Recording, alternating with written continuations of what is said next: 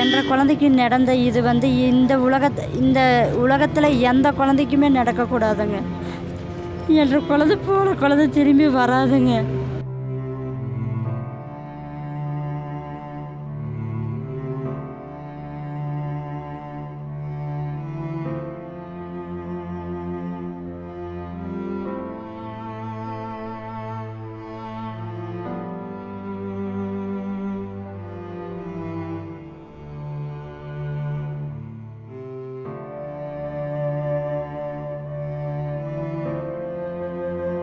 உலக தமிழ் உறவுகளுக்கு இந்நேரத்து வணக்கங்கள்.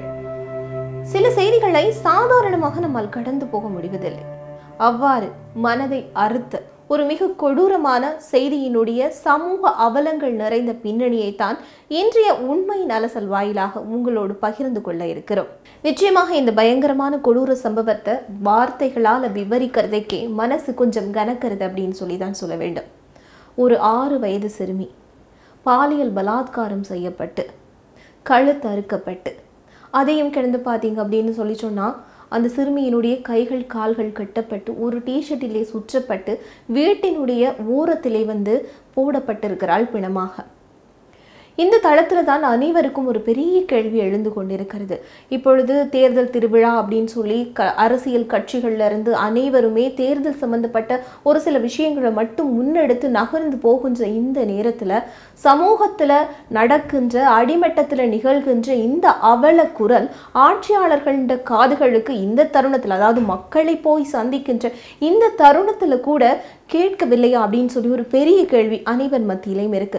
காவல்துறை தனக்கான வேலைகளையும் தொடர்ந்து முன்னெடுத்து கொண்டுதான் இருக்கிறது. அதுவும் இந்த சிறுமியை யாரெல்லாம் பாலியல் துஷ்பிரயோகம் செய்தார்கள், இது தொடர்பிலான ஏதாவது தகவல் அறிந்தால் உடனடியாக அறிவிக்கவும் சன்மானங்கள் தரப்படும் அப்படின்னு சொல்லியான அறிவித்தல்களை கூட சில தினங்களுக்கு முன்னதாக நம்மால் பார்க்க முடிந்ததாக இருந்தது.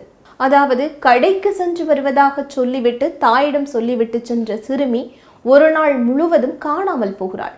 எனவே அந்த சிறுமி தொடர்பில், அதுவும் பார்த்தீர்கள் என்று சொன்னால் அந்த சிறுமி என்று சொன்னால் அது ஒரு 10 வயதுக்கு மேற்பட்ட சிறுமி எல்லாம் கிடையாது.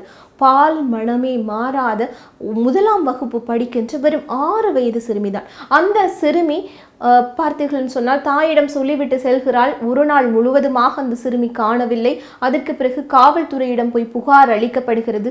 அடுத்த நாளே சிறுமி பார்த்தீர்கள் சொன்னால் இவ்வாறு சிதைக்கப்பட்டு பாலியல் பலாத்காரம் செய்யப்பட்டு மரண அந்த சான்றிதழில் என்ன வந்திருக்கிறது அப்படின்னு சொல்லி சொன்னால் சிறுமி கிட்டத்தட்ட நீண்ட பல மணி நேரங்களாக பாலியல் வற்புணர்வுக்கு உட்படுத்தப்பட்டிருக்கிறாள் அப்படின்னு சொல்லப்படுகிறது.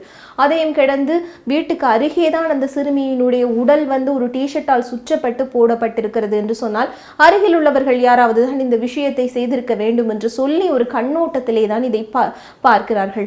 உண்மையிலே சொல்ல போனால் பொள்ளாச்சி பாலியல் பயங்கரவாதத்தினுடைய தீர்வு என்னும் எட்டப்படாத நிலையில தான் கோவையில மீண்டும் இவ்வாறானது ஒரு விஷயம் நிகழ்ந்திருக்கிறது என்று சொன்னால் எப்படிப்பட்ட ஒரு சமுதாயத்துக்குள்ளே நாம் வாழ்ந்து கொண்டிருக்கிறோம், இப்படிப்பட்ட ஒரு மனிதர் பதர்கள் மத்தியில நாம் வாழ்ந்து கொண்டிருக்கின்றோம் என்று சொல்லி பெற்றவர்கள், பெண்களினுடைய உடன் பிறந்தவர்கள் என்று சொல்லி சமுதாயத்தில் இருக்கிற அனைத்து தளங்கள்ல இருந்தும் ஒரு பெரிய கோபக்கனல் பொங்கி எழுந்த வண்ணம் தான் இருக்கிறது. இந்த வழக்கை பொறுத்த வரைக்கும் சிறுமியை பாலியல் பலாத்காரம் செய்து கொலை செய்தவர்களை பொஸ்கோ சட்டத்திலே கைது செய்ய வேண்டும். கைது செய்தால் தான் நம் சிறுமியினுடைய உடலை வாங்குவோம் அப்படின்னு சொல்லி சிறுமியினுடைய உறவினர்கள் பெரும் போராட்டத்தில் ஈடுபட்டனர். அதற்கு பிறகாக சந்தேகத்தின் அடிப்படையில் ஒருவரை கைது செய்ததாகவும், அதாவது இந்த சிறுமி வசிக்கின்ற வீட்டிற்கு எதிர்ப்புறத்திலே இருக்கின்ற வீட்டில் இருக்கின்ற 4 பேரையும் கைது செய்ய வேண்டும் என்று சொல்லி பெற்றோர்கள் ஒரு பெரிய புகாரை முன்வைத்திருந்தார்கள். இந்த கைது நடவடிக்கை நிகழும் வரை நாங்கள் குழந்தையினுடைய சடலத்தை வாங்க மாட்டோம் என்று சொல்லியும் அவர்கள் சாலை மறியல் போராட்டம் போன்ற பல போராட்டங்களை முன்னெடுத்திருந்தார்கள். அதற்கு பிறகு காவல்துறையால் சில நம்பிக்கைகரமான வார்த்தைகள் சொல்லப்பட்டு 4 பேரையும் அரெஸ்ட் செய்து விட்டதாக காணொளி காட்சி மூலமாக காட்டப்பட்டு அதற்கு பிறகுதான் குழந்தையினுடைய இந்த சடலம் வாங்கப்படுகிறது. முதல் குற்ற அறிக்கையில் அதிர்ச்சி தகவல்கள் வெளியாகியிருக்கு. சிறுமி தொடர் பாலியல் வன்முறைக்கு பல நாட்களாக உள்ளாக்கப்பட்டிருக்கிறது தெரிய வந்திருக்கிறது. அதையும் கிடந்து குழந்தையின் வாயும் மூக்கும் துணியால் மூடப்பட்டு குற்றவாளி பாலியல் பலாத்காரம் செய்துள்ளான் என்பது, சிறுமியின் உடலில் இருந்த இரத்தக்கரை காயங்கள் முதல் கொண்டு அனைத்தும் இதைத்தான் உறுதி செய்வதாகவும் அந்த முதல் தகவல் அறிக்கை என்று சொல்லப்படுகின்ற FIR-இல் கொடுக்கப்பட்டுள்ளது. இந்த படுபயங்கர பாலியல் பலாத்கார கொலை சம்பவத்தில் ஒரு டிஷர்ட் மட்டுமே ஆதாரமாகவும் கிடைத்திருக்கு.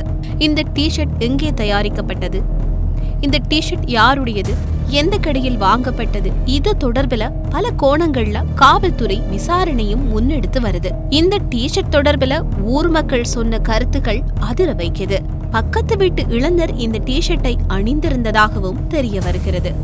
குறித்த குழந்தையினுடைய சடலம் கிடைக்கப்பெற்ற அதே தினத்தில் ஒரு முதியவரும் இறந்துள்ளார். இப்படி இருக்க ஆள் நடமாட்டம் உள்ள இடத்திலே குழந்தையின் சடலத்தை கொண்டு வந்து போட்டது யார் என்ற கேள்வியும் அனைவர் மத்தியிலும் எழுகிறது. இதிலிருந்து அந்த பகுதியை நன்கு புரிந்து ஒரு நபர்தான் இந்த சடலத்தை அங்கு போட்டிருப்பார் என்பதும் புலனாகிறது. காவல்துறையின் விசாரணையில் துரிதம் இல்லை என்று பல தரப்பிலும் குற்றங்களும் எழுந்துள்ளது. இந்த சம்பவம் நிகழ்ந்து 2.5 நாட்கள் கழித்து தான் மாவட்ட கண்காணிப்பாளரான பாண்டியராஜன் குறித்த வழக்கு தொடர்பில் குறித்த குடும்பத்தை விசாரித்ததாகவும் தெரிய வருகிறது. இந்த நிலையில் தொண்டாமுத்தூரை சேர்ந்த சந்தோஷ்குமார் என்பவர் 6 நாட்களுக்கு பிறகு போலீசாரால் கைது செய்யப்பட்டிருக்கிறார். அந்த டிஷர்ட் குறித்த இளைஞருடையதுதான் என்றும் ஊர் மக்கள் சொல்கிறார்கள். சம்பவம் நிகழ்ந்த அதே தினத்தில் குறித்த இளைஞருடைய பாட்டியும் இறந்துள்ளதாகவும் தகவல்கள் வெளியாகியிருக்கு. பாட்டியோடு வசித்து வந்திருக்கிறார் சந்தோஷ்குமார். இந்த படுபாதக செயலை இந்நிலையில் சில சந்தேகங்களும் துளிர்விடுகின்றன. இந்த படுபாதக செயலை சந்தோஷ்குமார் செய்யும் போது பாட்டி பார்த்திருக்கலாம். அதனால் இவர் பாட்டியையும் கொன்றுவிட்டாரா என்ற கோணத்திலும் போலீசார் விசாரணைகளை மேற்கொண்டு வருகின்றனர். மேலும் இந்த வழக்கில் சிறுமிக்கு கூட்டு பாலியல் பலாத்காரம் செய்யப்பட்டிருக்கிறது. சந்தோஷ்குமாரை கடந்து யாரெல்லாம் இந்த கொடூர வன்மத்தை செய்திருக்கிறார்கள் என்பது தொடர்பிலும் காவல்துறையினர் மும்முரமான தமது விசாரணைகளை முன்னெடுத்து வருகின்றனர். இந்த பார்த்தீர்கள் சொன்னால் இந்த கூட்டு பலாத்காரமா அல்லது தனிநபர் பலாத்காரமா, இந்த குழந்தைகளை சிதைக்கின்ற விஷயம் தமிழகத்திலே கூட எடுத்துக்கொண்டோம் என்று சொன்னால் ஒரு தொடர் சங்கிலியாகத்தான் நிகழ்ந்து கொண்டிருக்கிறது. இந்த இடத்திலே சொல்ல போனால் நாளாந்த செய்திகளில் ஒன்றாகவும் இப்படியான அந்த குழந்தைகளினுடைய பாலியல் வன்மம், பாலியல் கொடுமை ஒரு செய்தித்தாளில் ஒரு செய்தியாகவே அங்கம் வகித்து கொண்டிருக்கிறது அப்படின்னு சொல்லித்தான் சொல்ல வேண்டும். இதையும் கடந்து நம்ம இன்னொரு விஷயத்தை பார்க்க வேண்டும். இது இந்த மாதிரியான குற்ற செயல்களுக்கு கொடுக்கப்படுகின்ற தண்டனைகள் ஒரு மந்த கதியிலேயே அந்த தண்டனைகள் வழங்கப்படுவதற்கான காலங்கள் மிக நீட்டிப்படித்து கொண்டு செல்லப்படுகின்றன. உதாரணத்துக்கு பார்த்தோம்னு சொன்னால் அண்மை காலத்திலே போரூர் சிறுமி ஹாசினியினுடைய கொலையாக இருக்கட்டும், நந்தினியினுடைய கொலையாக இருக்கட்டும், அதையும் கடந்து டெல்லியில் நிருபயாவினுடைய கூட்டு பாலியல் பலாத்காரம், அதற்கு பின்பு அவருடைய அந்த கொலையாக இருக்கட்டும், இப்படி நீண்டு கொண்டே ராஜலட்சுமியினுடைய கொடூர கொலையாக இருக்கட்டும், இப்படி ஏதோ ஒரு வகைக்காக குழந்தைகள் பாலியல் வன்மத்திற்கு உள்ளாக்கப்பட்டு கொலை செய்யப்படுகிறார்கள். அந்த கொலைக்கான தண்டனை கால நீட்டிப்புக்கு பிறகுதான் ஒரு நீண்ட காலம், அதாவது இந்த கொலை சம்பந்தமான ஒரு நிகழ்வையே மக்கள் மறந்துவிட்ட பிறகுதான் இதற்கான தண்டனைகள் வழங்கப்படுறதுதான் இதுக்கான ஒரு முக்கிய காரணமா என்று கூட ஒரு கேள்வி அனைவர் மத்தியிலேயும் எழுந்து நிற்கிறது. இதையும் கடந்த இன்னொரு விஷயத்தையும் நாங்கள் பார்க்க வேண்டும். இந்த தண்டனை காலம், அதாவது தண்டனை கொடுக்கப்படுகின்ற காலத்தினுடைய நீட்டிப்பு சிலருக்கு மன்னிப்பையும் வழங்கி விடுகிறது. உதாரணத்துக்கு நிருபயாவினுடைய கொலை சம்பந்தமான வழக்கிலே கைதான ஒருவருக்கு தையல் மெஷின் கொடுத்து அவருடைய வாழ்க்கையை வசந்தமாக்குகின்ற சில விஷயங்கள் கூட மேற்கொள்ளப்பட்டது நாங்கள் இந்த இடத்துல குறிப்பிட்டு கொள்ளலாம். அதையும் கடந்து போரூர் சிறுமி ஹாசினி, அந்த சிறுமியை பாலியல் பலாத்காரத்துக்கு உட்படுத்தி அதற்கு பிறகு அந்த சிறுமியினுடைய உடலை கொண்டு போய் ஒரு இடத்திலே போட்டு எரித்து விட்டு ஒன்றும் அறியாத நல்லவன் போல் வீட்டிலே இருந்த ஒருவன் தான் தஸ்வந்த் இல்லையா. அதையும் கிடந்து தன்னுடைய பெற்றதாயை அடித்து கொன்றுவிட்டு தலைமறைவான இவனுக்கு இன்று வரைக்கும் நீதிமன்றத்தில் வழக்கு விசாரணை தொடரப்படுகிறது. சிறைச்சாலையில் சோறு போட்டு அவன் இன்னும் உயிரோடு இருக்கிறான் அப்படின்னு ஒரு விஷயமும் எங்கேயோ ஒரு இடத்துல நெருஞ்சி முள்ளாக அனைவர் மனதிலேயும் குத்தி கொண்டுதான் இருக்கிறது. சொல்ல போனால் இந்த இழப்புகள் யாருக்கு? இந்த அவமானங்கள் யாருக்கு என்று சொன்னால் பாதிக்கப்பட்ட அந்த குழந்தைகளுடைய குடும்பத்திற்கு தானா என்று மட்டும்தான் நாம் சிந்திக்கின்றோம். இன்று அவர்களுக்கு என்று சொன்னால் நாளை எங்கு எப்படி என்றாலும் யாருக்கு என்றாலும் வரலாம் என்ற ஒரு எண்ணம் நமது எண்ணத்தில் இருக்கிறதான்னு சொன்னால் அதுவும் ஒரு பெரிய கேள்வியாக இருக்கிறது. கோவையை சேர்ந்த இந்த 6 வயது பச்சிலும் குழந்தையினுடைய தாயினுடைய கதறல் சத்தம் நிச்சயமாக அனைவருடைய உள்ள கதவையும் உடைத்தெறிந்திருக்கும் என்றுதான் நம்புகிறேன். விகல்பமே அறியாமல் அனைவரோடும் ஒரு சகோதரத்துவத்தோடு பழகுகிறார்கள் குழந்தைகள்.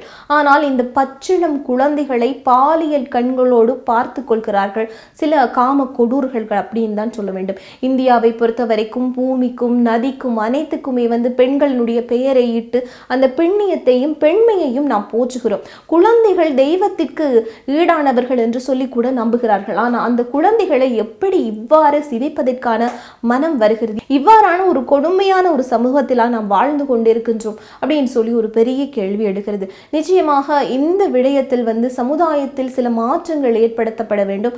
அதே நேரத்தில் பார்த்தீர்கள் என்று சொன்னால் இவர்களுக்கான சட்டங்கள் மிக கடுமையாக அமல்படுத்த வேண்டும். உதாரணத்துக்கு சொல்ல போனால் இந்த பொள்ளாச்சி வழக்கிலிருந்து இவ்வாறு பெண்கள் படிப்படியாக ஏதோ ஒரு வகையில மிக கொடூரமாக துன்புயலுக்கு உள்ளாகி கொண்டிருக்கிறார்கள், துன்புறுத்தல்களுக்கு உள்ளாக்கப்பட்டு கொண்டிருக்கிறார்கள். குறிப்பாக எதுவுமே அறியாத பெண் குழந்தைகளுக்கு இது சம்பந்தமான சில விஷயங்களை பெற்றவர்களாக இருக்கிறவர்கள் சொல்லி கொடுத்தேதான் ஆக வேண்டும். அதாவது பெண் குழந்தைகள் அவர்களுடைய பிராயம் அறிந்து சில விஷயங்களை புரிந்து கொள்கின்ற வரைக்கும் பெற்றவர்கள் அவர்களுக்கு பாதுகாப்பு கேடயமாகத்தான் நிச்சயமாக இருக்க வேண்டும் என்பதில் எந்த விதமான மாற்று கருத்துக்கும் இடமில்லை என்றுதான் சொல்ல வேண்டும். அதையும் கிடந்து பெண் குழந்தைகளுக்கு சில தவறான தொடுதல்களையும் நல்ல தொடுதல்களையும் சிறிய வயதிலிருந்தே கற்றுக் கொடுங்கள் அப்படின்னு சொல்ல வேண்டும். ஏன்னு சொன்னால் சமுதாயம் நாம் பார்த்தோம்னு சொன்னால் ஒரு கூட்டு குடும்பத்தில் நாம் வாழ்ந்து கொண்டிருந்தோம். கூட்டு குடும்பத்தில் வாழ்ந்து கொண்டிருக்கும் போது நமக்கான பாதுகாப்பு சில விஷயங்களை குழந்தைகளுக்கு புரிய வைக்கின்ற விஷயங்கள் எல்லாம் ஒரு அதுவாகவே நடந்து கொண்டிருந்தது. ஆனால் இப்பொழுது நாம் இருப்பதோ ஒரு தாய் ஒரு தந்தை ஒரு குழந்தை அப்படின்னு சொல்லி ஒரு கரு குடும்பம் சொல்லுவோம் இல்லையா, அதை ஒரு நியூக்ளியர் ஃபேமிலி அப்படின்னு சொல்லுவோம். அந்த மாதிரியான இல்ல அமைப்புகள்ல குடும்ப அமைப்புகள்ல வாழ்கின்ற பொழுது தாய் தந்தை குழந்தைகளுக்கு சில விஷயங்களை சொல்லி கொடுத்து ஆக வேண்டும் என்பதுதான் அனைவரது ஒரு வேண்டுகோளாகவும் இருக்கிறது. நிச்சயமாக இந்த மாதிரியான குழந்தைகள் மீது செய்யப்படுகின்ற பாலியல் பலாத்காரங்களுக்கு உடனடியாக தண்டனை வழங்கினால் மட்டும்தான் குழந்தைகளை தொடும் காமுகர்கள் கொஞ்சமாவது சிந்திப்பார்கள் என்பதுதான் அனைவரது வேண்டுகோளாகவும் இருக்கிறது. மீண்டும் மற்றொரு உண்மையின் அலசல் நிகழ்ச்சி வாயிலாக சந்திக்கும் வரை விடைபெறுகிறேன். வணக்கம்.